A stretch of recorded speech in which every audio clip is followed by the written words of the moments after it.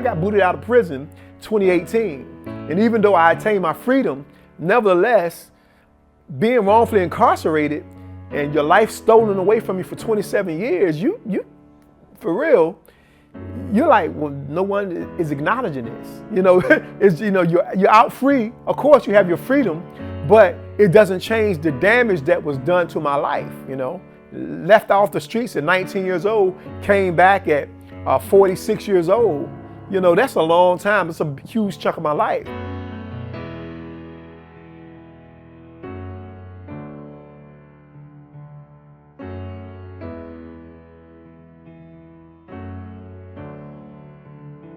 Darnell, it has been a long time, man. Yes, sir. Glad to be back up here on APS. Hello, everybody out there in the APS land. I appreciate all the love that you've showed me throughout these last 10 months that I was out there. I appreciate the love. It was greatly received. It was very encouraging. As many as people said that they were encouraged by the story, I was encouraged by the support, and y'all are a great family, APS. Darnell, we haven't seen you in 10 months. That was the last time that we had a chance to get an update with you. So there may be some people who are not familiar with you and the backstory with you. Real quick, if you wouldn't mind, would you just share what you've gone through? Well, 27 years ago, I was wrongfully incarcerated for conviction of a young lady in Virginia Beach area. To which, even though I had a multitude of witnesses, DNA, I had a lot of other type of supports, nevertheless, because of some fallacy by the police department, I was convicted, sentenced to 107 years, and I spent 27 years in the Department of Correction. I was released September 2018. I was released on parole based on the victim's statement and her coming forth to advocate for me. And right now, though my present situation is I'm no longer on parole, right now I'm just a person that is waiting for the complete exoneration. So you've been home now for almost 2 years. Yes, sir.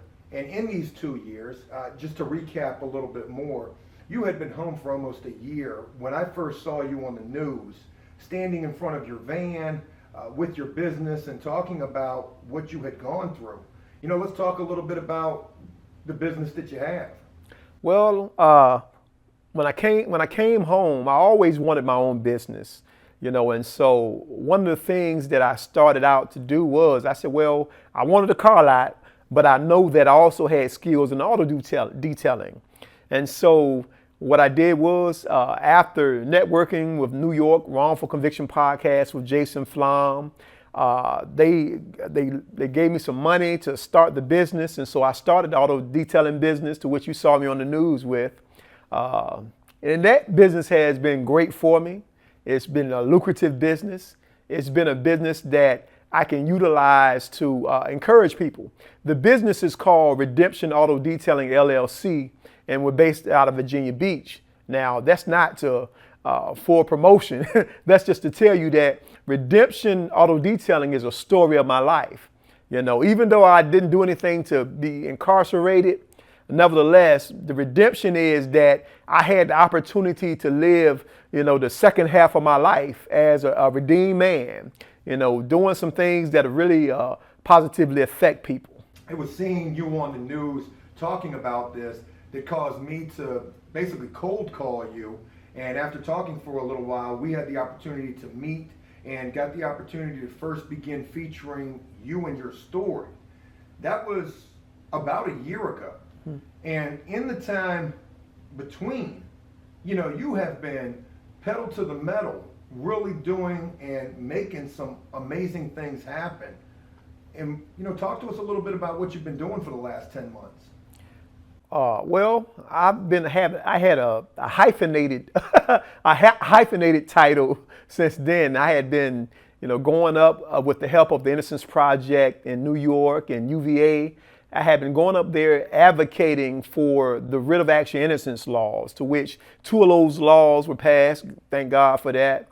To which they would help individuals. It lowered the barrier for innocent individuals to get their cases overturned and to present them in court.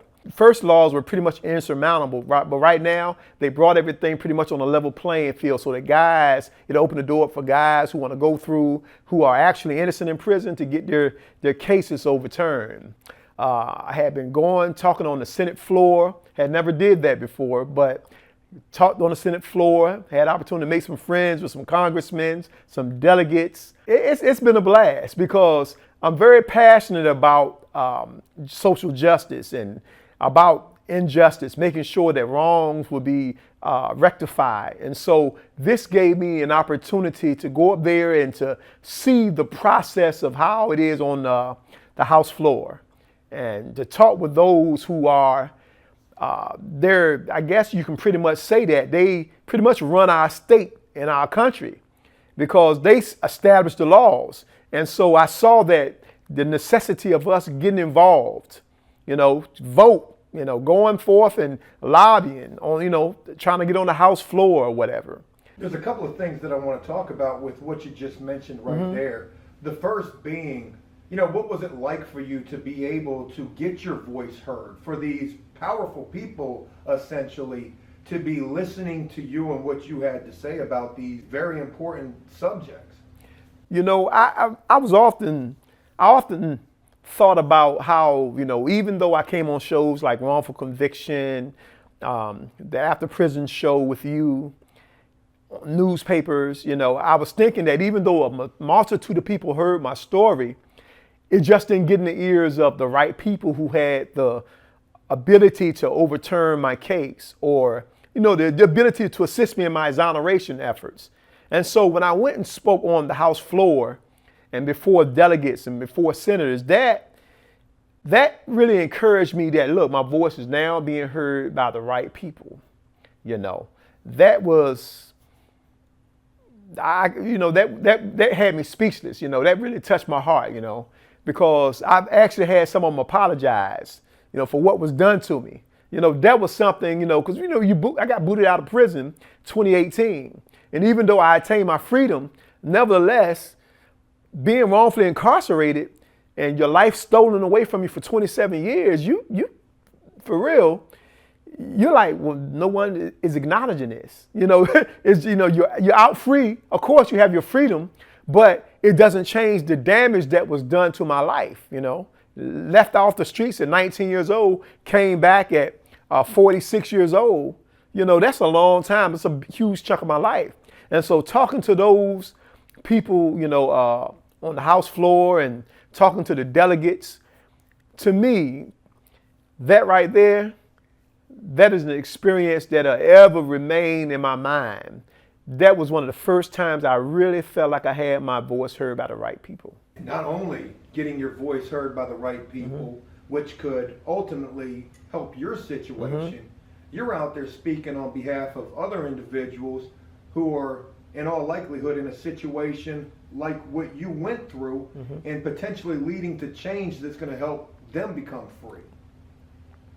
Yes, that's something that for real the whole time that was in the back of my mind, because I said that, I often say that, the 18-year-old, when I went to court, I didn't understand legalities. I didn't understand anything about the legal system because I had never been in trouble, not so much as a beer can or anything. I hadn't been in trouble. And so the 18-year-old couldn't express himself.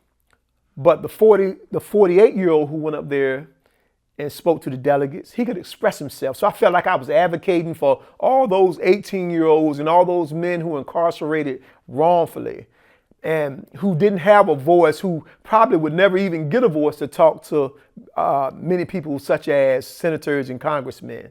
And so my whole objective was to speak on behalf, not only my own, but for all those who will follow behind me, I'm looking that it kicked the door open because, like I said, they passed the law, and so right now I'm waiting. July, that's when everything comes into effect.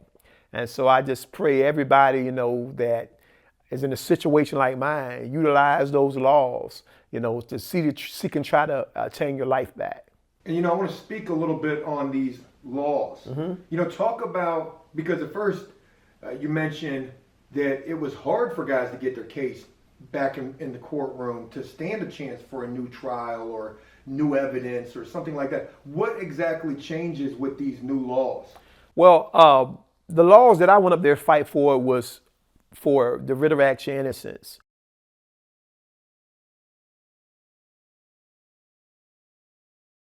One of the things that kind of put me in a stranglehold was that the DNA that was done in my case, it was done by a laboratory outside of Virginia. It was done by a laboratory in California. Well, even though the scientific evidence would point to your innocence, nevertheless, because of the laws that existed in Virginia, you could not present that in court. And therefore, that pretty much almost made it nullified, even though science is science, regardless of whatever country, a planet, wherever you're at, science is science.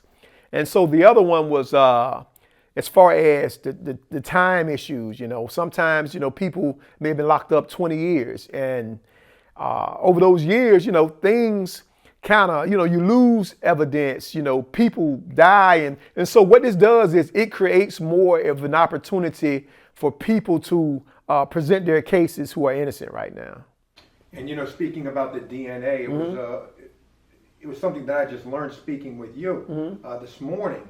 Because your DNA was tested in California, Virginia wouldn't honor that because it wasn't Virginia that tested it.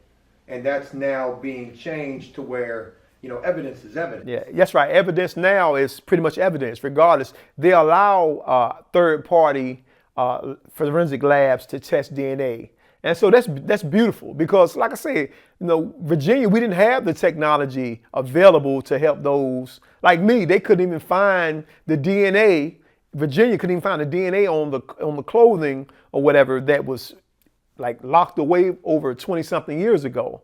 But the same lab in California was able to do that because they had, I guess you say, they advanced technology to perform such tests. And so now, since we're allowing third-party scientific labs to come in, guys will be able to, just get some justice. They don't just have to be limited to Virginia. They can go other places and get it done. And I want to mention one other thing. I want to stay on this DNA real quick because this is really important. Your DNA was tested by a lab in California. When was your DNA tested? And, was there a large amount of time between the testing of that DNA and you actually getting released? I would say about a year. Okay, because the first DNA I had tested was in 2001, all right? Now, that was one barrier, the timeliness, right? When I had my DNA tested in 2001, the law of the writ of actual innocence hadn't even came out. I was waiting for that. And so because of statutes of limitation, I wasn't able to present my DNA. That's one barrier also I forgot to mention that's being removed. The statute of limitations. The DNA that I had tested that they discovered by UVA Innocence Project in 2016, that was tested 2016, 2017, and I was released in 2018. So it took like a year, before I was released. I want to jump around a little bit. And Go ahead. I want to ask you this question while it's fresh on my mind.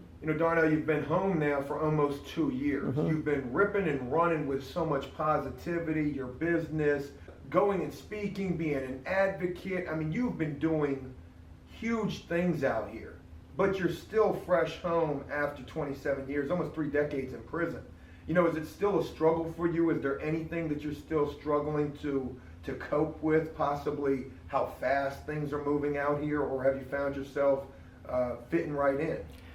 I found myself, I would say about 80% fitting in. Like I know, Joe, a lot of times, because a lot of people out here haven't been affected by the justice system, they're kind of blind to it and they're kind of numb to it. And sometimes they're kind of insensitive to it.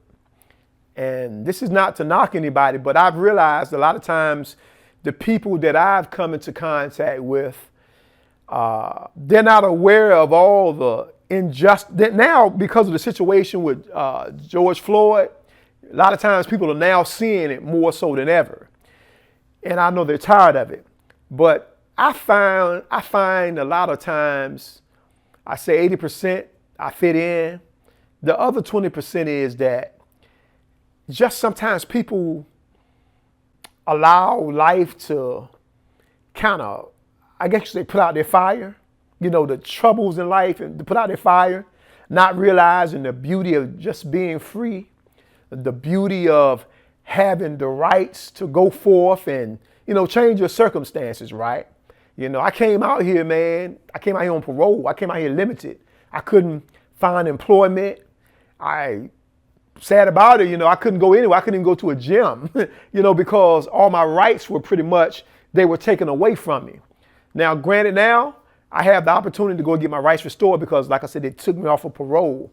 But one of the things I find out here is that people don't take advantage of the life they've been given. They really don't take advantage of it, A lot of times people don't really go for their dreams. I've realized that. I'm not saying that there are not people who do, because it's obvious people who do. But I've ran across a lot of people who really don't take advantage of the life that's been given them. They don't take advantage of the love of their families. They don't take advantage of cultivating their friendships.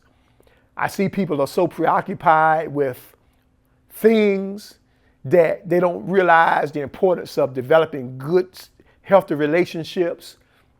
And then I see people who remain like nameless in crowds.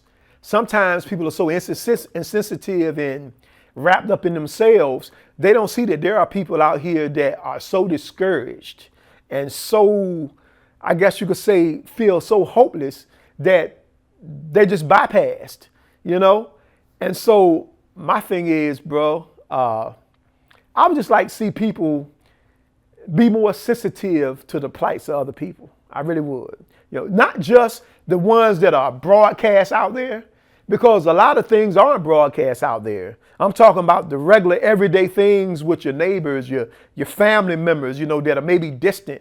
Friends, that you haven't checked on in a long time, right? I would just say, reach out to them. Because, see, relationships, to me, they're very important, Relationships make this world go around. And I would just say, man, people need to just really be more sensitive to what's their surroundings going on out here, That's what I would say, for real. That's my personal take on it. You always speak some very powerful and positive stuff, Darnell, and, from a guy who lost so much of his life, to see that you're so full of life and so appreciative of life, and you speak of people who are unmotivated. You're a motivating factor. You were showing me messages from people who reach out to you from all over the world and say that they take certain things from your story and, they find a lot of positivity in that. I know that's got to be a great feeling for you, and I know that probably fills you with a drive for so much more that you want to accomplish out here. Yes, it does. One of the things, I think I had told you earlier, that one of my biggest desires is, of course, I prepared myself the whole time I was incarcerated for ministry and entrepreneurship. And so one of the things I'm doing now is I'm trying to talk to a businessman in New York. And I'm trying to help, I'm trying to get some funds from him, right? Reason being is because I know a lot of times people invest in things that really may not be that beneficial, for real, right? But the most beneficial thing you can invest in is another person. And so what I wanted to do, I wanted to get like a, kind of like as a slash, I told you before, like a slash ministry business center, because I want to help a lot of guys who get out of prison. They don't have to be innocent, but I do know that I can identify with guys when they get out of prison, the struggle it is, to, pretty much find jobs, find employment. I just want to invest in guys. I want to help them start businesses. I would like to expand redemption auto detailing to redemption something else, because a lot of guys come out with a story, a powerful story. They just need a leg up. And of course, I'm a faith-driven person. So, of course, I want to start my church because, I believe in God, and I want to really not have the traditional. I want it so that guys, I don't care whether you're a drug addict, I don't care whether you're a gang member, I really don't care. Only thing I want to do is I want to help you in a positive way with what I can. I know I can't help everybody, but for those I can and those I can have an impact on, it's worth that risk, And so right now I'm in the process of trying to get, like I said, get the funds up so I can get a building, so I can house my dream and house my vision, and help others who come in there to house their dream and house their vision, to help propel them forward or whatever, right? That's what it's about with me. And so what I wanted to do was that when guys come out, I wasn't so much worried about them being incarcerated, because a lot of people come in from the outside, they come preach to the guys and they leave out. My concern was that when guys leave out of prison, then what? And so what I wanted to do was I wanted to help guys with transportation when they got out, because when I got out of prison, I didn't have transportation. Sometimes your family can't afford that because they live in life as well. And so I wanted to help guys get transportation because they needed transportation to get to and fro from their jobs or whatever. And that gives them a sense of individuality. I wanted to help guys with, as far as maybe starting a business, because a lot of men behind bars, like I know, and I know, like I said, probably behind bars was the birthing place of AfterPrisonShow, because it was in your mind. And so there are a lot of guys in prison, some of the most untapped resources. I wanted them to come out, and I wanted to help some of them, right? If I saw that they can legitimately produce business plans, I wanted to give them an opportunity. Like you said, maybe a loan or something, right? To help them get off the ground or whatever, And I would leak that loan to them over a period of time in tiers, so that I can see that they're developing, not just give them something so they can run away. It's called a hard money lender. Hard money lender. I've learned that from real estate, but that's basically what it sounds like. It's Okay. not a bad business model. So you come to a guy, tell him you got a house that you want to buy. He's the bank, and he's like, okay, here's what we're going to do. I'm going to get X percentage at the end, and I'm going to give you this much money till you reach this point, and then from that point we move forward. Mm-hmm. You've got some really amazing ideas, and you've been doing, you're not just somebody who's talking about these things, you've been doing these, doing these things. You've been on the Senate floor, you've been advocating, you've been speaking and meeting and mingling and resourcing and networking. One thing that I think about that would be good for what you're trying to do is try to network with the probation office and possibly get your own type of a class. You could even advertise with probation, because they're going to see you as this positive guy who did all of this time, who's still driven to try to motivate others. And probation is always looking for what I would consider an unorthodox way to help reach and encourage guys. And I think that could be, there could be something to that. That's a good idea, actually. I got a couple of ideas I'd like to pitch you. Yeah. I got an idea for a mobile. This one's kind of funny, right? But it's good. A mobile scared straight, Darnell. Think about it. Good Lord. You've got the troubled kids. The jump out guy. You've got the van. What are you doing with your life? Jump out. But yeah, I mean, for real, that, there's so, like I said, it takes unorthodox thinking these days, for real. You got to think out of the box, And I had actually also went to St. Bride's. I spoke at St. Bride's Prison, and I spoke at Haynesville Prison, right? And it had a good impact, because I still talk to those guys to this day, and a lot of them are getting out of prison. Talk to me about that, because that had to be recently. That wasn't long. That was a little bit before the pandemic. I spoke at St. Bride's Prison. That was beautiful. I had a chance to see some guys that they were at a major institution now. The level had been lowered. Then I went to Haynesville Prison. I spoke at Haynesville Prison, and I'm still in contact. A couple of the guys have come home already, right? And so I'm still in contact with them. That was good, because I had the opportunity to share with them about having a purpose and having a plan before you walk out of those doors, right? Because if you don't have a plan and you're not prepared, when opportunity comes, you're not going to really be able to meet it at a satisfactory level. And so as I spoke to them, the guys were encouraged. They got out, and pretty much they're trying to work a plan. They're trying to work a plan, man. And I told them about staying away from the things that got them there. Like a lot of guys, getting a part of the club life. Nothing wrong with going out. Right now, you've had a lot of chunk of time out of your life taken. So I was telling them, look, get into something that it has purpose and significance, and be a good steward over your time when you're out here. I said, make every moment count. And so some of the guys who are getting out now, they're trying to make things count for themselves. And so when they call me, I ask them a question. What are you doing, man? Ah, man, you got me, man. I said, what you doing? I tell them about basic things. I said, man, you still working out? Yeah, man, I worked out yesterday. I said, man, are you job hunting or are you trying to network? I said, because even if you don't have money, if you have a vision, someone to invest in you, are you presenting the vision to people? Are you keeping it alive? If you keep it alive in you and you pitch it to others, then pretty much it can take on a life of itself. And so one guy said, yeah, I am, because he wants to be a mobile groomer of pets and dogs and stuff like that, right? He said, I'm keeping it alive, man. So I'm going to stay on the guys, right? Because I know the importance. Look, you have to make yourself do things that you don't want to do because it's going to reward you in the end. So, I just want to be involved in people's life, Joe. I feel fulfilled when I'm able to help an individual reach their goals. And if I could define my life, that's all I want to do, That's how, like, people like to draw paintings and stuff like that. I like to get involved in people's life and help them become a work of art, I believe in legacy, so they can build their own legacy, because a lot of people out here are already established. But, I don't want to go to the grave without fulfilling everything that's in my heart, mind to do. And I don't want, some people say I really shouldn't worry about what other people are doing. Me, I care about my fellow human.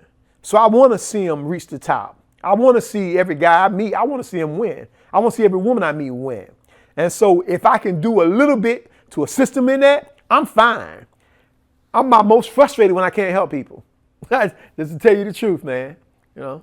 Like I said at the beginning of this, it had been 10 months since the last time that we had gotten together and done this, and that's completely my fault. I'm the worst at staying in contact with people. But I was mentioning to you prior to beginning filming right here that I want to be able to resource and network with you a lot more. You are such a positive person and it's been such an honor for me to be able to feature your story here on After Prison Show, what you've gone through and the mindset that you have and everything that you're doing out here. I mean, this speaks volumes to the next person who's hearing this, who might be down and out, who more than likely is going to take something away from what they've learned from you. So it's an absolute pleasure to have you as a part of After Prison Show and to be able to get this update with you. And I don't want to make this super long. I want to wrap this up, Darnell, and I want to ask you, where are you going from here? What are some things that you're working on right now? And, what's the future looking like for you? Well, I know May. I got a wedding coming up with my fiance, Nichelle. She's in the room with me. She supported me. Yesterday we celebrated our 19th year anniversary.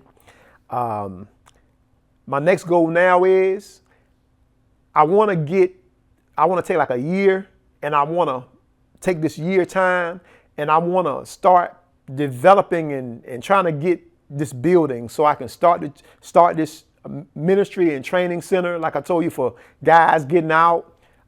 Ministry/business training center. I want to be able to get more involved in the social issues that people go through out there now, to be an advocate for that and to be an ear for other people.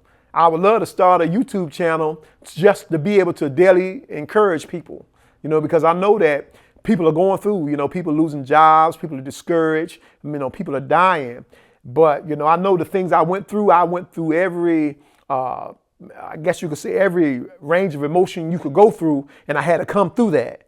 And I want to encourage somebody else to let them know that they can come through that. They don't have to give up. I can't say you don't have to be discouraged, but you don't have to give up.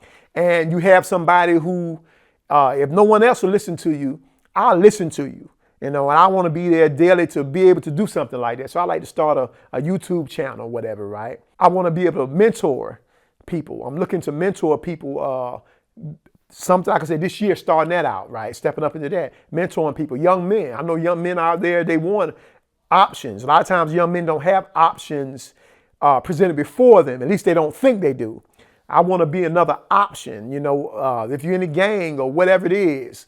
I want to be able to encourage you that, look, to be your own man. And if you're on the street selling drugs, I want to be able to let you, teach you about business, entrepreneurship and things of that nature.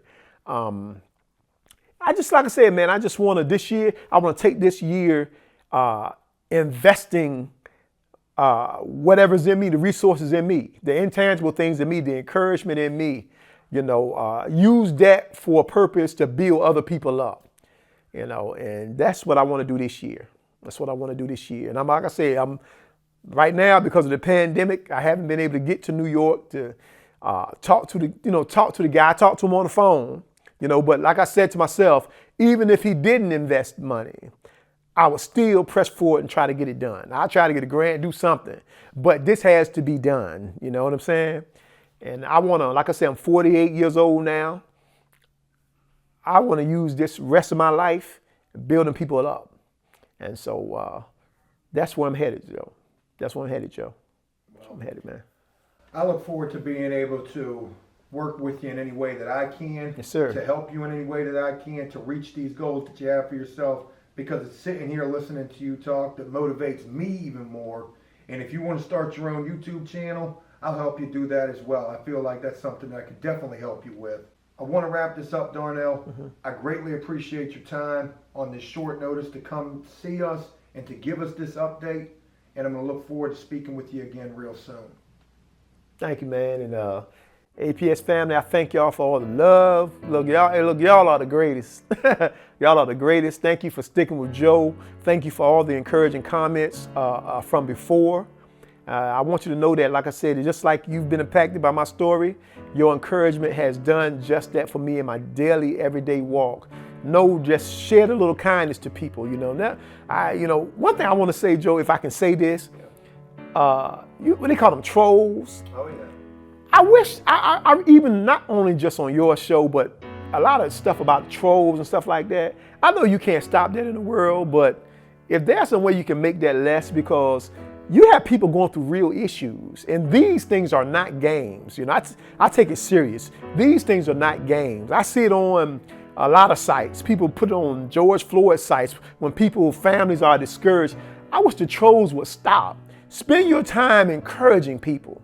Don't bring your anger or sadness or issues to legitimate places whereby people want to grow, they want to learn, they want to get involved. Use your life for something else. Don't let your life be a waste. Don't never be entertained by someone else's misery, because life can be beautiful, but life can be hard. And so spend your time, I say this to anybody who trolls will have it in their mind, spend your time trying to encourage other people, share kindness, and put away that nonsense. And to that I say, God bless APS family and everybody else who's watching.